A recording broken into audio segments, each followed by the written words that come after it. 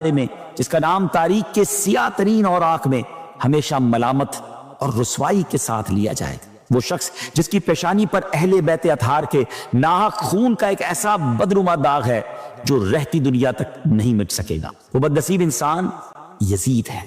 ناظرین، یزید سن 25 ہجری میں پیدا ہوا، نہایت بد خصلت، فاسق و فاجر، شرابی، بدکار، ظالم، بے ادب اور گستاخ شخص تھا، بہت موٹا، بدصورت اور جسم پر بہت زیادہ بال والا۔ اس کی عادتیں ایسی گندی اور حرکات ایسی بیہودہ تھی کہ بدمعاش لوگ بھی ان سے شرما جائیں۔ اس نے محارم رشتوں سے نکاح جیسے کبھی کام کو رائج کیا، یعنی وہ رشتہ دار جن سے نکاح حرام ہے اس نے ان رشتہ داروں سے نکاح رائج کروا دیا تھا۔ سود اور دیگر حرام کاموں کو کھلے عام پھیلایا۔ اس نے مدینہ طیبہ اور مکہ پاک کی بے حرمتی کی اور ظلم و بربریت کی وہ داستان رقم کی کہ انسانیت آج بھی کانپ اٹھتی ہے۔ ناظرین، امام حسین رضی اللہ تعالیٰ عنہ کی شہادت کے بعد بھی یہ ظالم رکا نہیں، اس نے مسلم بن عقبہ کو 12 یا 20 ہزار کے لشکر کے ساتھ مدینہ طیبہ حملے کے لیے روانہ کیا۔ پھر مدینہ، وہ مدینہ جہاں سرکار دو عالم علیہ السلام آرام فرما ہے، اس پاکیزہ اور مقدس شہر کی حرمت کو نشانہ بنایا گیا۔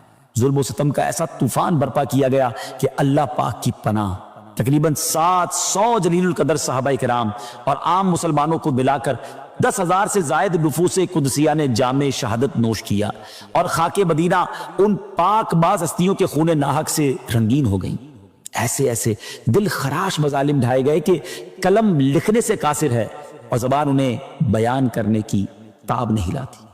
اور جب مدینہ منورہ میں اس عظیم سانحے کے بعد بھی ان ظالموں کی سرکشی کم نہ ہوئی تو یہی لشکر مکہ مکرمہ کی طرف بڑھا، وہ مکہ جس کی طرف رخ کر کے پوری امت نماز پڑھتی ہے، وہ کعبہ جسے دیکھنا عبادت ہے، اس مقدس مقام پر پتھروں کی بارش کی گئی جس کی وجہ سے مسجد الحرام کے ستونوں کو نقصان پہنچا، صحن حرم پتھروں سے بھر گیا اور ان ظالموں کی سرکشی کی وجہ سے غلاف کعبہ اور چھت کو بھی نقصان پہنچا۔ اسی چھت میں وہ مبارک سینگ محفوظ تھے جو حضرت اسماعیل علیہ السلام کے فدیے میں قربان ہونے والے دمبے کے تھے، وہ تبرکات بھی اس واقعے میں جل گئے۔ کئی دن تک بیت اللہ شریف غلاف کے بغیر رہا اور اہل مکہ شدید تکلیف اور خوف میں مبتلا رہے۔ خلاصہ یہ ہے کہ یزید نے ظلم اور احکام شریعت کی مخالفت کی ہر حد پار کر دی۔ ناظرین، حضرت سیدنا امیر معاویہ رضی اللہ عنہ کی وفات کے بعد سن 60 ہجری میں یزید تخت سلطنت پر بیٹھا۔ یہی وہ زمانہ تھا جس کے بارے میں حضرت ابو ہریرہ رضی اللہ عنہ دعا فرمایا کرتے تھے، اے اللہ میں تجھ سے 60 ہجری کے آغاز اور لڑکوں کی حکومت سے پناہ مانگتا۔ اللہ تعالیٰ نے آپ رضی اللہ عنہ کی دعا قبول فرمائی اور 59 ہجری میں ہی آپ کا وصال ہو گیا۔ آپ جانتے تھے کہ یہ دور فتنوں، ظلم اور دین میں بگاڑ کا دور ہوگا، کیونکہ پیارے آقا علیہ السلام پہلے ہی فرما چکے تھے کہ میری امت میں عدل قائم رہے گا، یہاں تک کہ پہلا رخنہ انداز یعنی اسلامی نظام خراب کرنے والا بنو امیہ کا ایک شخص ہوگا جس کا نام یزید ہوگا۔ جی ہاں، نبی پاک نے نام بھی بتا دیا تھا، اور ایک روایت میں فرمایا میری سنت کا پہلا بدلنے والا بنی امیہ کا ایک شخص ہوگا جس کا نام یزید ہوگا۔ ناظرین، یہ فرامین مصطفیٰ صلی اللہ علیہ وسلم حرف بہ حرف سچ ثابت ہوئی۔ حضرت امیر معاویہ رضی اللہ تعالیٰ عنہ نے رجب 60 ہجری میں دمشق میں وصال فرمایا۔ انتقال کے وقت آپ کے پاس پیارے آقا علیہ السلام کے چند مبارک تبرکات موجود تھے۔ آپ نے وصیت فرمائی کہ تبرکات آپ کے ساتھ قبر میں رکھے جائیں۔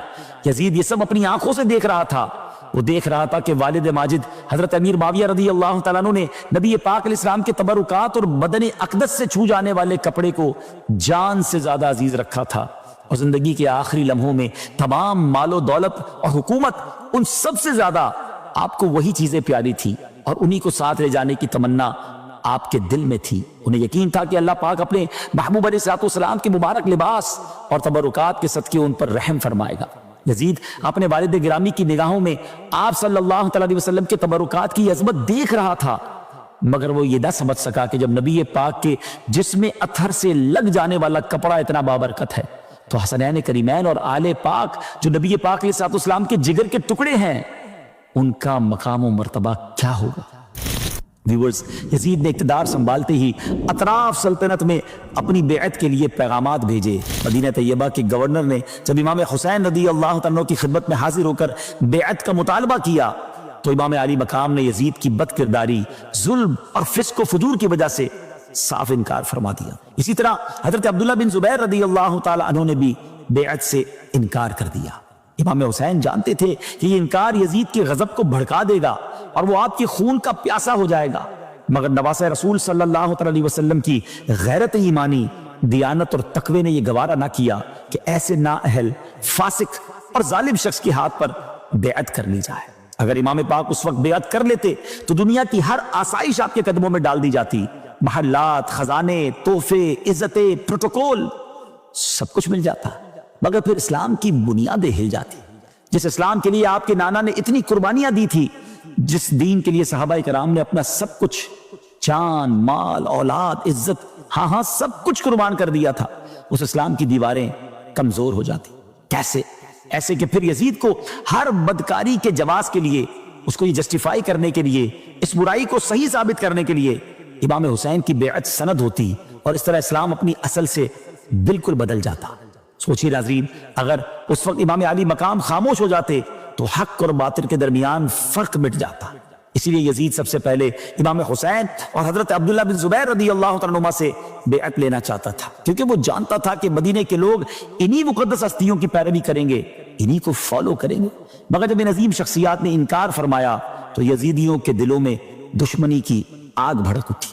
یزید جانتا تھا کہ امام حسین اس کی خواہشات اور گمراہیوں کے راستے میں سب سے بڑی رکاوٹ ہے۔ وہ سمجھتا تھا کہ جب تک نواسہ رسول موجود ہیں وہ کھل کر دین کا مذاق نہیں اڑا سکتا۔ اسے معلوم تھا کہ امام پاک رضی اللہ تعالیٰ عنہ حق کی وہ تلوار ہیں جو ہر ظلم کے سامنے کھڑی ہو جاتی ہے، اور یہی خوف، یہی نفرت آخر کار اس عظیم سانحہ کا سبب بنی جس نے کربلا کی تاریخ رقم کی۔ ناظرین، وہ دردناک رات تھی 4 شعبان سن 60 ہجری، جب امام علی مقام کو مدینہ طیبہ چھوڑنا پڑا۔ ذرا سوچئے، وہ مدینہ جہاں رسول خدا علیہ السلام آرام فرما ہے، وہ گلیاں جہاں امام نے بچپن گزارا، وہ شہر جو ہر عاشق رسول کی جان ہے، آج نواسہ اسی مدینے کو الوداع کہنا ہے۔ وہ لمحہ کتنا کربناک ہو جب امام نے روضہ رسول پر حاضری دی ہوگی، جب آخری بار مدینے کی فضاؤں کو دیکھا ہوگا، جب اہل بیت کے دل غم سے ٹوٹ رہے ہوں گے، مگر دین بچانا تھا، اسلام کی اصل روح کو محفوظ رکھنا تھا اور حق کی خاطر قربانی کی راہ اختیار کرنی تھی۔ اسی لیے اب مدینہ چھوڑنا تھا اور کربلا کی جانب جانا تھا۔ آج کے لیے اتنا ہی ناظرین، آگے کیا ہوا اگلے ایپیسوڈ میں جانیں گے۔ اپنی دعاؤں میں یاد رکھیے گا۔